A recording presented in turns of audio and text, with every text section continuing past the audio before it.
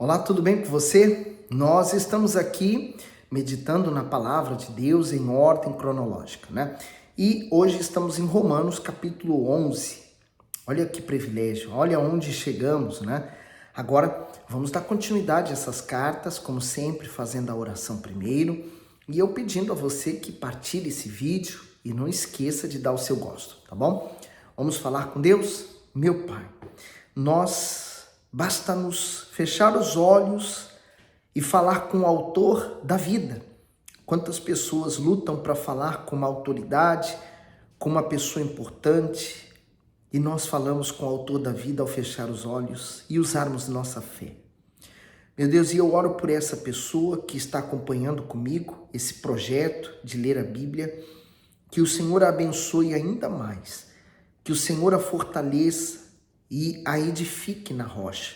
Abençoa essa meditação em Romanos 11, que o Senhor fale conosco, nos dando o entendimento para a tua palavra. Amém. No versículo, digo, pois, porventura rejeitou Deus o seu povo? De modo nenhum, porque também eu sou israelita, da descendência de Abraão, da tribo de Benjamim. Deus não rejeitou o seu povo, que antes conheceu. Ou não sabeis o que a Escritura diz de Elias, como fala Deus contra Israel, dizendo? Nós vamos ler o comentário, que é 1 e 2, diz, rejeitou Deus o seu povo? O fato de Deus estender a sua misericórdia a todos os povos que crescem no Evangelho não significa que ele tinha rejeitado Israel. Pelo contrário, foi o povo de Israel quem o rejeitou ao recusar o Senhor Jesus. Para provar que Deus não havia desprezado os israelitas, Paulo deu o seu próprio exemplo de conversão, pois sendo ele também israelita, teve a oportunidade de conhecer o Senhor Jesus e ser salvo. O apóstolo já havia orientado os judeus quanto à escolha do Altíssimo acerca dos verdadeiros descendentes de Abraão. Naquela ocasião, Paulo explicou que o Eterno não considerava os descendentes da carne como herdeiros das promessas feitas a Abraão, e sim os da fé. Era esse o entendimento que os israelitas precisavam ter. Deus não os havia rejeitado, mas se eles não crescem no Messias, não haveria possibilidade de salvação. E uma coisa nós temos que ter em mente, né? Deus escolheu a nação de Israel. Isso é indiscutível. E por que eu digo isso? Primeiro porque Deus escolheu a nação de Israel, os judeus, como a nação para ele, povo para ele. O Senhor Jesus era judeu porque nasceu da tribo de Judá e ele nasceu em Israel, né? Então, a salvação vem dos judeus. A Bíblia é um livro judeu, foi escrito por judeus. Quem começou a igreja do Senhor Jesus foram judeus. Então, nós não podemos criticá-los, né, ou apontar o dedo para eles, mas tudo começou ali. Hoje, nós fazemos parte do novo Israel. Uma nova nação surge através da fé em nós por meio do Senhor Jesus. Que privilégio, né? Naquele tempo, Deus escolheu Israel, mas Israel rejeitou a Deus. Hoje, nós temos o privilégio de formarmos a nova Israel. E aí? Você faz parte da nova Israel também? Senhor, mataram os teus profetas e destruíram os teus altares, e só eu fiquei e buscam a minha alma. Mas que lhes diz a resposta divina? Reservei para mim 7.000 homens que não dobraram os joelhos a Baal. Assim, pois, também, agora neste tempo ficou um remanescente segundo a eleição da graça. Então, Deus, naquela conversa que ele teve com Elias, quando ele estava desanimado, quando ele achou que só ele ficou, e Deus falou, não, eu ainda conservei 7.000, cujo joelho não se dobrou. Então, nós não podemos considerar ou ficar apenas observando a circunstância do momento. Ela passa, ela é passageira. Nós temos que permanecer olhando para a promessa, a palavra. 6. Mas se é por graça, já não é pelas obras. De outra maneira, A graça já não é graça. Se, porém, é pelas obras, já não é mais graça. De outra maneira, a obra já não é obra. Pois que o que Israel buscava não o alcançou, mas os eleitos o alcançaram e os outros foram endurecidos.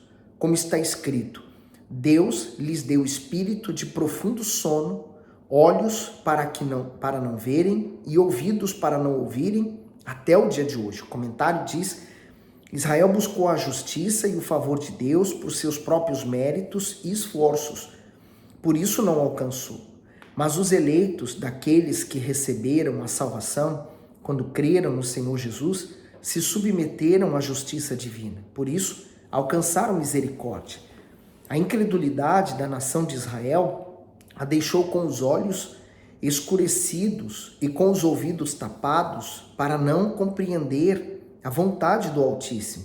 Entendemos com isso que o Senhor permite que um espírito de entorpecimento e de amargura envolva as pessoas de coração duro que insistem em ignorá-lo. Portanto, a resistência em conhecer a verdade e a rejeição a Deus trazem consequências irremediáveis. A incredulidade deixa a pessoa cega e surda espiritualmente, como aconteceu com Israel. Essas palavras aqui, o Senhor Jesus também falou sobre elas, né?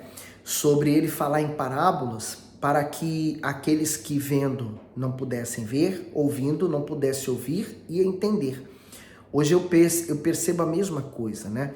A pessoa ela vai na igreja e se ela não estiver atenta, se ela não tiver com sede, né? Ela vai na igreja, ela vai ver testemunhos, milagres, né? Ela vai ver coisas extraordinárias acontecendo, mas é como se não estivesse vendo, porque não desperta a fé. Ela vai ouvir mensagens maravilhosas, palavras lindas, mas da mesma forma que ela vai ouvir, ela não vai entender. E ela vai continuar a mesma. Então, há pessoas que elas vão à igreja, mas a vida delas não mudam em absolutamente, rigorosamente nada. Por quê? Porque elas continuam sendo as mesmas, porque a palavra não tem chegado a elas. 9.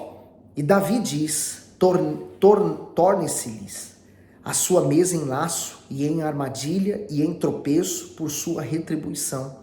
Escurecer-lhes os olhos para não verem e encurvem-se-lhes continuamente as costas. Digo, pois, porventura tropeçaram para que caíssem? De modo nenhum, mas pela sua queda veio a salvação aos gentios para os incitar aos ciúmes. E se a sua queda é a riqueza do mundo e a sua diminuição a riqueza dos gentios, quanto mais a sua plenitude. Comentário: tropeçaram para que caíssem. O evangelho foi pregado primeiramente aos judeus, mas eles não creram. Por isso, os apóstolos partiram para evangelizar os gentios. Isso já estava dentro dos propósitos de Deus desde que firmou a sua aliança com Abraão. Portanto, não importava se os judeus creriam ou não no Senhor Jesus. A salvação chegaria a todos os povos que se convertessem a ele. Israel tropeçou por causa da sua incredulidade ao rejeitar o Messias, mas a sua queda era para ser temporária, pois o Senhor não havia retirado a sua benevolência da nação. Pelo contrário, com a eleição dos gentios, Deus provocou ciúmes em Israel para que o seu orgulho fosse quebrado e, consequentemente, o povo se rendesse a ele novamente. Isso mostra que o Senhor não abandona a pessoa que caiu, mas permite situações que provocarão alguma reação nela, a fim de trazê-la de volta para a sua presença. Hoje eu posso dizer isso, né? Graças a Deus pelas lutas que eu enfrentei, injustiças, desertos que o Espírito Santo me levou, desertos que as minhas escolhas me levaram, mas todas elas serviram para firmar ainda mais a minha casa espiritual na rocha, para firmar a minha fé no meu Senhor Jesus, né? Elas me tornaram quem eu sou hoje, mais maduro na minha fé, né? E outras vão vir, outras situações, mas na hora não é fácil, mas tudo passa, é verdade. Tudo passa, tudo cessa, tudo acaba e graças a Deus, mas permanece a fé que tem que permanecer. Agora ele diz no 13, porque convosco falo, gentios, que enquanto for apóstolo dos gentios, exalto o meu ministério, para ver se de alguma maneira posso incitar aos ciúmes os da minha carne e salvar algum deles. Porque se a sua rejeição é a reconciliação do mundo, qual será a sua admissão, senão a vida dentre os mortos? E se as primícias são santas, também a massa o é. Se a raiz é santa, também os ramos o são. Então ele está falando sobre pregar a Jesus, né, para os gentios, quer dizer, aqueles que são de fora da nação de Israel. Então ele prega e essas pessoas estavam abraçando a fé de uma maneira extraordinária, enquanto os judeus continuavam com aquelas coisas, mas e a tradição? Mas e esse ritual? Mas e isso e aquilo? Eles estavam preocupados com as formalidades, esqueceram de se entregar à verdade que liberta eles, né? Jesus veio libertá-los daquela religiosidade, mas eles não estavam conseguindo ver isso assim. 17. E se alguns dos ramos foram quebrados, e tu, sendo oliveira brava, foste enxertado em lugar deles e feito participantes da raiz e da seiva da oliveira, não te glories contra os ramos. E se contra eles te gloriares, não és tu que sustenta a raiz, mas a raiz a ti. Dirás, pois, os ramos foram quebrados para que eu fosse enxertado. Está bem? Pela sua incredulidade foram quebrados, e tu estás em pé pela fé. Então não te ensorbebeças, mas teme. Porque se Deus não poupou os ramos naturais, teme que não te poupe a ti também. Comentário: Oliveira Brava. Paulo usou uma linguagem figurada para que os gentios não judeus pudessem entender a razão de terem recebido o privilégio de desfrutar das promessas feitas a Abraão. Os judeus eram os ramos da oliveira, ou seja, os descendentes naturais de Abraão, mas porque rejeitaram o Senhor Jesus, foram quebrados. Assim acontece com os ramos que dão frutos podres ou não dão fruto algum. Enquanto os judeus foram cortados pela sua incredulidade, os gentios, que era a oliveira brava, foram inseridos no momento em que creram no Evangelho. Quer dizer, eles passaram a se beneficiar da salvação e das bênçãos celestiais, assim como os judeus que creram no Senhor Jesus. Contudo, Paulo os alertou, dizendo que isso não era motivo para se exaltarem, nem desprezarem os judeus. Antes, deveriam ter temor. Caso contrário, seriam igualmente cortados por causa do orgulho. Para que não houvesse nenhuma dúvida quanto a isso, o apóstolo acrescentou que, se Deus não havia poupado os ramos naturais, os judeus, também não pouparia os enxertados. Então, para você entender, né? A oliveira dá os seus ramos. Então, esses ramos simbolizam os judeus, quer dizer, já nasceram como um povo escolhido, né? Eles não escolheram nascer, mas Deus já os escolheu para eles. É como, por exemplo, hoje, uma pessoa que casa na igreja e tem filhos, né? Então, esses filhos já nascem no ambiente de fé. Diferente de, por exemplo, a mim, que eu vim de um lar destruído pelo mal, pelas bruxarias, por tudo que não presta, né? Depois Deus reconstruiu a minha casa e minha família. Mas, por exemplo, eu tenho minha esposa, eu me casei na igreja depois que eu já estava salvo, cheio do Espírito Santo, minha esposa também. Então, se eu vier a ter filhos, esses filhos que vamos ter vão ter o privilégio de nascer já na oliveira.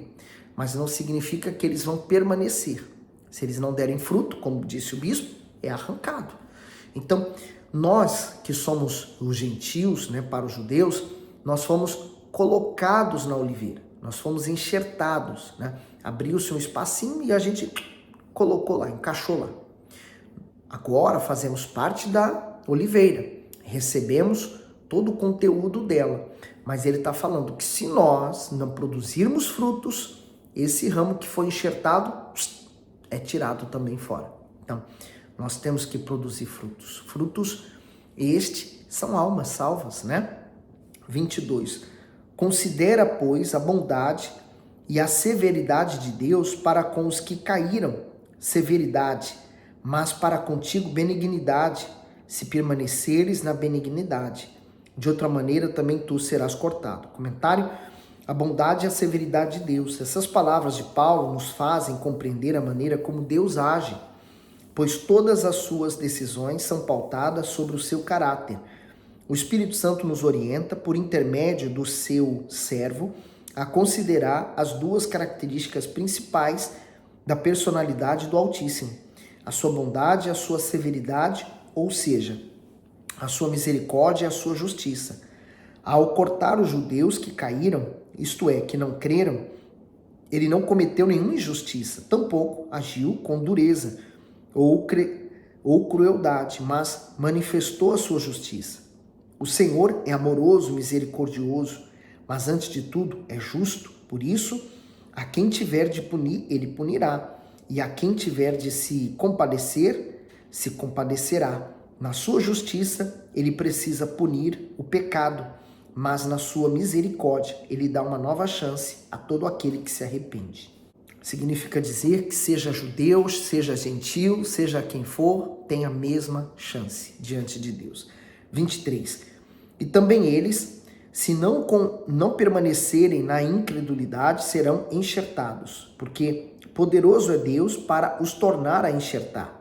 Porque se tu fostes cortado da natural oliveira brava e contra a natureza enxertado na boa oliveira, quanto mais esses que são naturais serão enxertados na própria oliveira. O comentário: poderoso é Deus. Com palavras de ânimo, Paulo afirma que se a nação de Israel não permanecer na incredulidade, será novamente enxertada na oliveira. Ou seja, será aceita e receberá a misericórdia de Deus. Essas palavras servem também para aqueles que se afastaram da presença do Altíssimo. Se eles desejarem voltar aos seus braços, basta apenas que se arrependam com sinceridade dos seus pecados. Se isso acontecer, serão enxertados novamente no corpo de Jesus e receberão poder para gerar muitos frutos. Assim, se tornarão novas criaturas, cheias do Espírito Santo, geradoras de alma para o reino dos céus. Então, é isso que temos que colocar em nós. Somos geradores de almas. Temos que gerar outras pessoas também para o reino. 25. Porque não quero, irmãos, que ignoreis esse segredo, para que não sejais sábios em vós mesmos, que o endurecimento veio em parte sobre Israel, até que a plenitude dos gentios haja entrado. E assim todo Israel será salvo, como está escrito: de Sião virá o libertador e desviará de Jacó as impiedades. E esta será a minha aliança com eles, quando eu tirar os seus pecados. Assim que, quanto ao evangelho, são inimigos por causa de vós, mas quanto à eleição, amados por causa dos pais. Porque os dons e a vocação de Deus são para arrependimento. Então, dons e vocação para o arrependimento. O arrependimento, ele é um abandono total do pecado, né? O que não se arrependeu, no fundo ele fala: eu peço perdão por isso, mas ele volta a praticar. Por quê? Ou ele não se arrependeu realmente do que ele fez. Ele gostaria de fazer de novo, ou ele faria tudo de novo, né? 30. Porque assim como vós também antigamente fostes desobedientes a Deus, mas agora alcançastes misericórdia pela desobediência deles. Assim também estes agora foram desobedientes para também alcançarem misericórdia pela misericórdia a vós demonstrada. Porque Deus encerrou a todos debaixo da desobediência para com todos usar de misericórdia. Ó profundidade das riquezas, tanto da sabedoria como do conhecimento de Deus, são insondáveis, são os seus juízos, e quão inescrutáveis os teus caminhos. Então veja que as riquezas não é o ouro, a prata, o bronze, né, o dinheiro, mas a sabedoria, o conhecimento, que não estão nesse mundo, hein? Elas são divinas, ela vem de Deus, vem da palavra dele. 34. Porque quem compreendeu a mente do Senhor? Ou quem foi seu conselheiro? Ou quem lhe deu primeiro a ele para que lhe seja recompensado? Porque dele e por ele e para ele são todas as coisas. Glória, pois, a ele eternamente. Amém. O comentário aqui diz: ó profundidade das riquezas. Paulo estava extasiado com as maravilhas de Deus e com o entendimento que ele havia lhe proporcionado. O Senhor o fez compreender os seus desígnios, a sua maneira de agir e principalmente o seu plano de salvação para a humanidade. Forte isso, né? Quem primeiro deu a ele? Quem deu a Deus, né? Quem primeiro o aconselhou? Quem foi o primeiro? Ele é tudo, né? E ele encerra aqui com isso, porque dele e por ele e para ele são todas as coisas. Nós fomos criados com propósito, para ele, por ele e para a glória dele. Você tem dado glória a Deus? Então passe a dar. Não só falar glória a Deus, mas muito mais que isso, através da sua vida, né? Do seu interior, do seu íntimo. Deus abençoe, fique bem.